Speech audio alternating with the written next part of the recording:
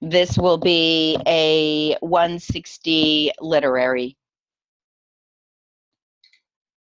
Unlike any other authorization bill, as no one knows better than the chairman of the Appropriations Committee, this bill pays for what it promises right in the bill through the Violent Crime Control Trust Fund, which I wish I could say I was smart enough to have thought of that. It was my idea.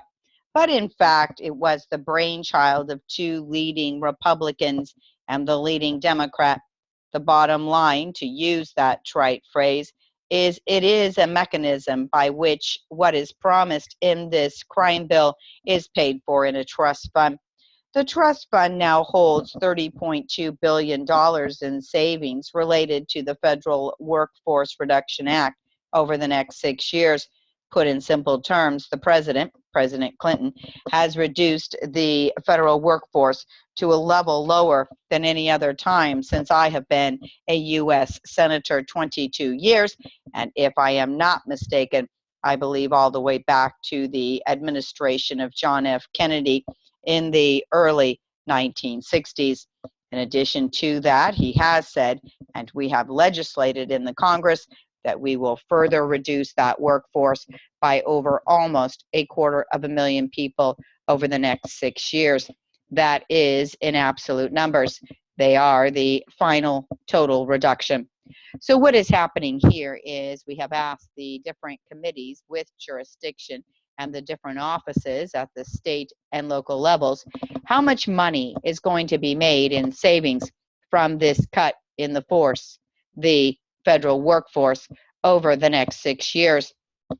I might add, we have exempted in that workforce, cut federal law enforcement officers as part of that. So we are not stealing from Peter to pay Paul.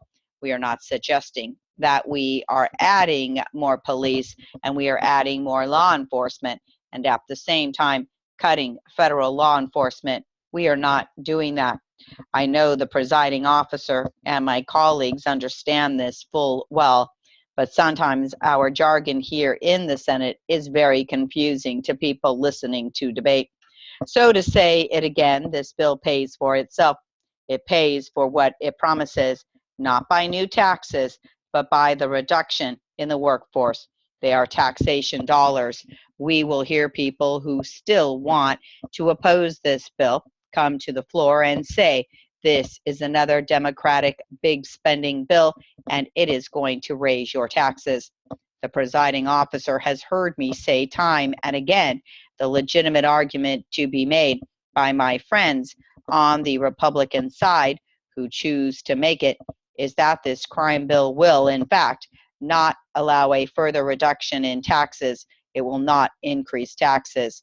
There are two arguments we made here on the floor, as the presiding officer will remember. When the presiding officer and others came up with the idea of the trust fund, some stood up and said that this saving, which we all acknowledge is going to come from cutting the federal workforce, we should have to reduce the deficit. That is a legitimate point. That is a reasonable argument. In November of last year, the vast number of us, Democrat and Republican, said no. We think the crime problem in America is so great, is so dire, is so bad that we have to put a plan in place that will endure for 5 years so law enforcement officers can plan ahead. We do not say to the Defense Department, we are going to construct a plane this year and maybe next year we will, or perhaps not. We, in effect, say here is what we are going to commit to in the out years, so you know you can plan.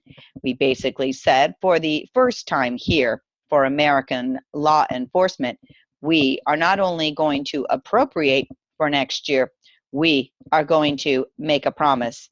We are going to establish a trust fund. So we promise them that they can plan on X amount of dollars from the federal government to assist in the states to fight crime over the next 5 years. And we have now said 6, although we cannot bind the 6th year. However, it is a commitment. It is a difficult commitment for the 5 years. So if my friends argue against this bill and want to come back and argue that the trust fund should be going to reduce the shortage instead of fighting crime, that is legitimate. That is a legitimate argument. And there are some men who would argue that is the best thing to do. And I do not criticize anyone who says that. But I do take issue with anyone who will come and say that this means $30 billion in new taxes, and it's a big spending program over 6 years. They will not even say over 5 years. They will say $30 billion in new taxation. That is not correct. That is not a fair argument. The first is, the second is not. So back to my main point. This bill pays for what it says for trading federal bureaucrats for cops and bureaucrats, for prison cells and bureaucrats, for state judges and bureaucrats, for state prosecutors.